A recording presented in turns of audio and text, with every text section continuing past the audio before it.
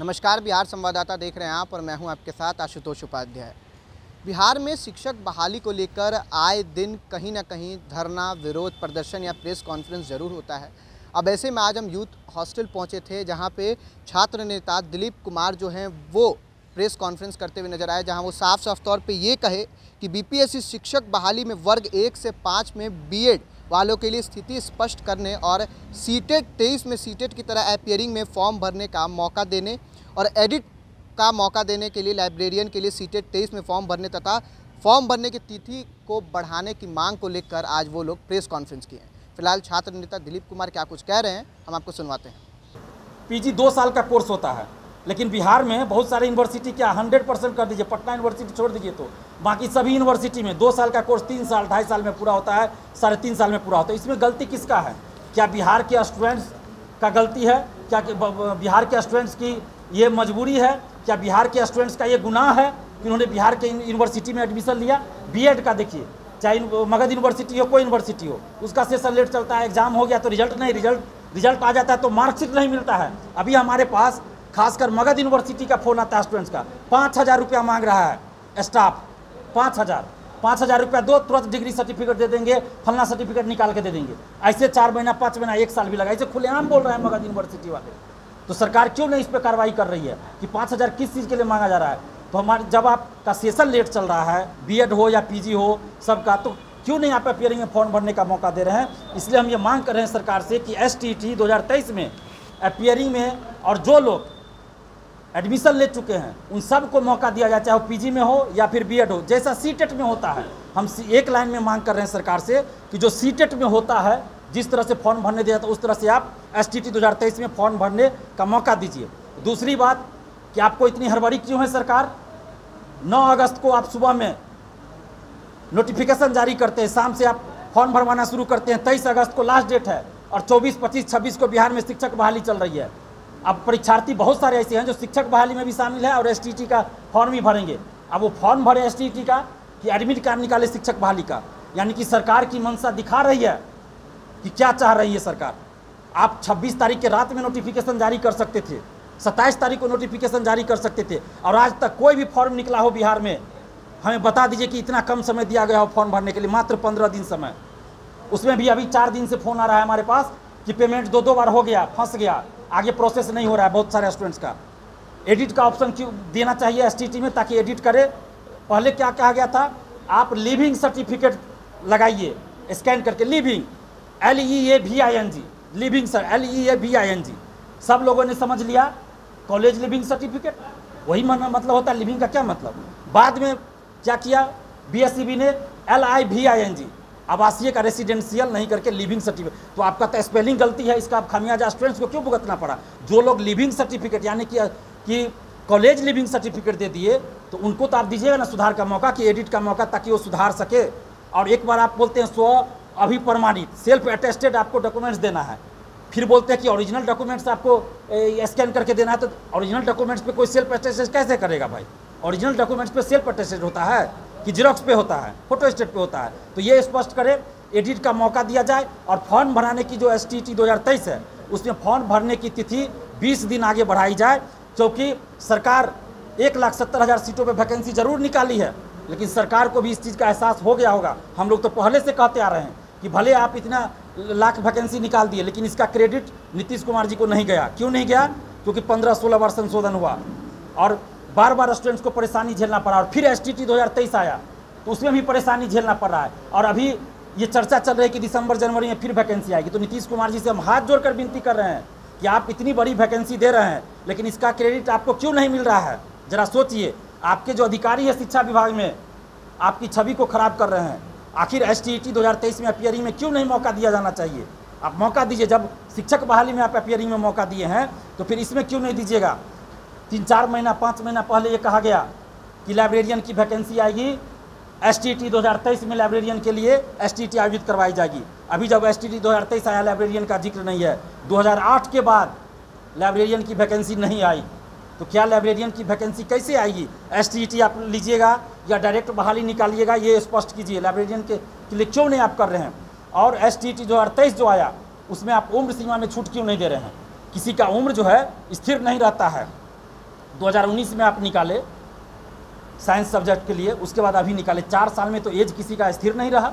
2011 में निकाले थे आर्ट्स विषय के लिए, उसके बाद अभी निकाले हैं 11-12 के लिए आर्ट्स विषय के लिए। तो ये तो सरकार को सोचना चाहिए ना, शिक्षा विभाग के अधिकारियों को सोचना चाहिए कि उम्र किसी की स्थिर नहीं रहती, इसलिए उम्र सीमा में भी छूट देनी चाहिए और एसटीईटी में अपीयरिंग में मौका हर हाल में मिलना चाहिए। अगर अपीयरिंग में मौका नहीं मिलता है तो लाखों स्टूडेंट्स वंचित रह जाएंगे एसटीईटी का फॉर्म भरने से, क्योंकि एसटीईटी हर साल नहीं आती है और लाखों स्टूडेंट्स हैं जिनका रिजल्ट आ चुका है, मार्कशीट नहीं मिल रहा है, जिनका मार्कशीट आ गया सर्टिफिकेट नहीं मिल रहा है, किसी का एग्जाम हो गया रिजल्ट आने वाला है। तो ऐसी परिस्थिति में सरकार को एसटीईटी अपीयरिंग में मौका देना चाहिए, ये हमारी मांग है सरकार से। अगर ऐसा नहीं किया जाता है तो इससे लाखों स्टूडेंट्स वंचित रह जाएंगे। और सबसे बड़ी बात कि आप किसको मान रहे हैं, किसी न किसी को तो गाइडलाइन मान रहे हैं ना। एनसीटी से कहते हैं शिक्षक बहाली में कि 1 to 5 वाले बाहर हो गए हैं, बीएड वाले 1 to 5 से, तो एनसीटी का हम गाइडलाइन फॉलो करेंगे, जो एनसीटी कहेगा वो करेंगे। तो इसमें आप एनसीटी का फॉलो क्यों नहीं करें? एनसीटी तो स्पष्ट कर रहा है कि जो एडमिशन ले लिया उसको आप पात्रता परीक्षा से वंचित नहीं कर सकते। फिर क्यों पात्रता परीक्षा से वंचित किया जा रहा है? उसके बाद जो एसटीईटी का मामला है, आप उसमें देखिएगा कि सब्जेक्ट कॉम्बिनेशन का भी प्रॉब्लम चल रहा है एसटीईटी में। बहुत सारे स्टूडेंट्स हमें फ़ोन करके बता रहे हैं कि सब्जेक्ट कॉम्बिनेशन का भी प्रॉब्लम है। तो सरकार को ये देखना चाहिए। उसके बाद केंद्र सरकार से खासकर हमारी मांग है कि बीएड वाले जो हैं 1 to 5 में जिनको बीएड वाले को बाहर कर दिया गया, तो केंद्र सरकार से हमारी मांग है कि आप इसमें हस्तक्षेप कीजिए और बीच का कोई रास्ता निकालिए। जो बहाली पहले आ चुकी है सुप्रीम कोर्ट के आदेश से पहले, उस पर ये लागू ना हो, इसके लिए आप कुछ कीजिए, अध्यादेश लाइए। केंद्र सरकार को पहल करनी चाहिए, बिहार सरकार को भी पहल करनी चाहिए। और बिहार सरकार से मांग कर रहे हैं कि जब तक ये स्थिति स्पष्ट ना हो जाए कि 1 to 5 में बीएड वाले को नौकरी आप देंगे कि नहीं देंगे, तब तक आप परीक्षा 1 to 5 का क्यों ले रहे हैं? ये जो जाएंगे अभ्यर्थी एग्ज़ाम देने, फिर देकर आएंगे, आने जाने में खर्च होगा। कोई मुंबई से आ रहे हैं, कोई दिल्ली से आ रहे हैं, कोई कोटा से आ रहे हैं एग्ज़ाम देने, तो पहले बता दीजिए कि आप नौकरी देंगे कि नहीं देंगे। कोई पहाड़ नहीं टूट पड़ेगा, आप 1 महीना बाद भी एग्जाम 1 to 5 का लीजिएगा। तो वैसे भी इतनी जल्दी बिहार में कभी एग्जाम नहीं हुआ है। हम बीपीएससी को धन्यवाद देते हैं कि वैकेंसी निकलने से पहले आप एग्जाम का तिथि आप घोषित कर देते हैं। तो ये कहीं ना कहीं जो छात्र आंदोलन बराबर बिहार में हम लोगों ने किया, उसका असर हुआ। तो हम धन्यवाद देते हैं खासकर अतुल प्रसाद जी को कि कम से कम इतना सुधार किए। लेकिन हुजूर अतुल प्रसाद सर से हम ये भी आग्रह कर रहे हैं कि हुजूर थोड़ा ये भी देखिए कि जब आप ये गारंटी नहीं दे रहे हैं कि आप एग्ज़ाम लीजिएगा, अगर वो मेरिट में आएंगे तो उनको नौकरी मिलेगी ही, तो फिर आप एग्ज़ाम क्यों ले रहे हैं? पहले बता दीजिए, स्थिति स्पष्ट कर दीजिए। तो ये स्थिति क्यों नहीं स्पष्ट की जा रही है?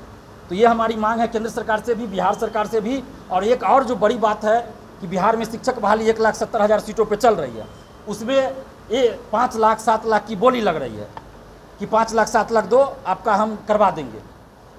तो हम हाथ जोड़कर विनती करेंगे बिहार के समस्त अभ्यर्थी से कि ऐसे दलालों के चक्कर में ना पड़े। दिलीप कुमार वो शख्स है जो 1 साल पहले ये कहता था कि बीपीएससी भ्रष्टाचार का अड्डा है, और बीपीएससी ऑफिस के गेट के बाहर जाके हम प्रेस कॉन्फ्रेंस करते थे, और परीक्षा नियंत्रक और उस समय के जो अध्यक्ष थे आर.के. महाजन जी, उनके खिलाफ हम बोलते थे। लेकिन अब चूंकि बीपीएससी में बहुत सुधार हुआ है और बहुत अच्छा से काम हो रहा है, तो हम विरोध के लिए किसी का विरोध नहीं करते हैं, हम सुधार के लिए विरोध करते हैं। जहाँ गलत होगा वहाँ विरोध करते हैं।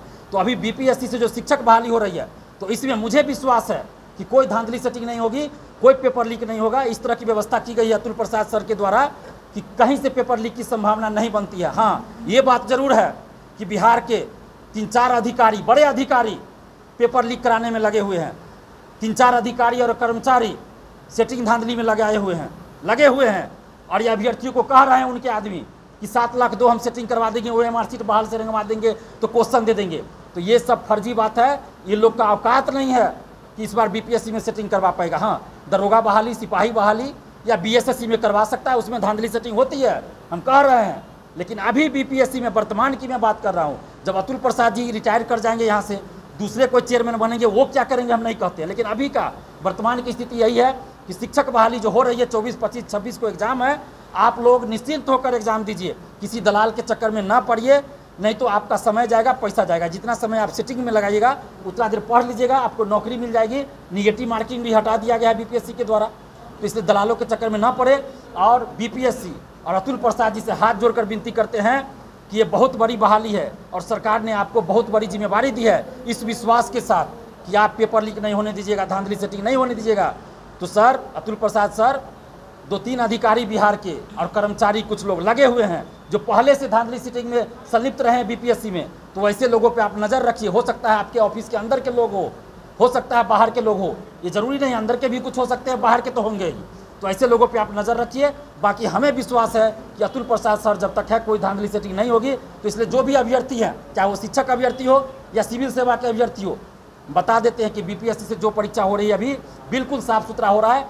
जहाँ गलत होगा वहाँ दिलीप कुमार बोलेगा, डरेगा भी नहीं। जब बीपीएससी पेपर लीक हुआ तो दिलीप कुमार ने ही उजागर किया था बिना डरे हुए, और बीपीएससी ऑफिस के बाहर जाकर हम प्रेस कॉन्फ्रेंस करते थे।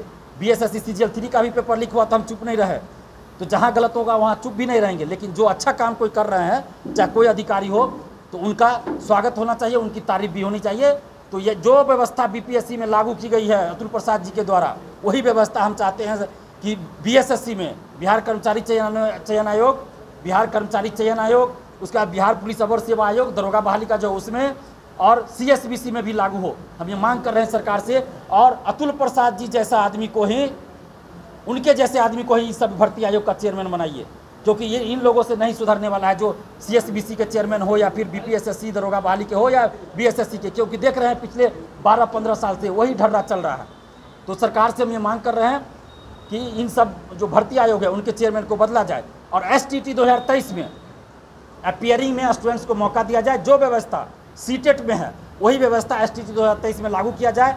फॉर्म भरने की तिथि 20 दिन आगे बढ़ाई जाए, एडिट का मौका दिया जाए और अपियरिंग में फॉर्म भरने का मौका दिया जाए, उम्र सीमा में छूट दिया जाए। ये सब हमारी मांग है। बाकी आप लोग से हम आग्रह भी करेंगे कि हमारे बीच बहन बैठी हुई है, बिहार की बेटी है, जो अपना दर्द भी सुनाना चाहेगी गीत के माध्यम से, जो बीएड वाले को बाहर किया या एसटीटी में मौका नहीं दिया जा रहा है। और एक बात और, बीएड वाले को देखिए 1 to 5 से बाहर भी कर दिया गया, और एसटीटी का भी आया, आनन फानन में आया, उसमें आप मौका नहीं दे रहे हैं अपियरिंग में। क्यों नहीं दे रहे हैं भाई अपियरिंग में मौका? तो एसटीटी वाले को एसटीटी 2023 में अपियरिंग में मौका मिलना चाहिए, चाहे पीजी हो या बीएड हो, उसमें मौका मिलना चाहिए। बाकी आप लोग का कोई सवाल होगा तो कीजिए, उसके बाद ये अपना गाना सुनाएगी। जो दुख दर्द है स्टूडेंट्स का, बिहार के स्टूडेंट्स का, पूरे इंडिया के स्टूडेंट्स का, कहिए अपने गीत के माध्यम से सुनाएगी। इससे पहले आप लोगों का कोई सवाल हो हमसे तो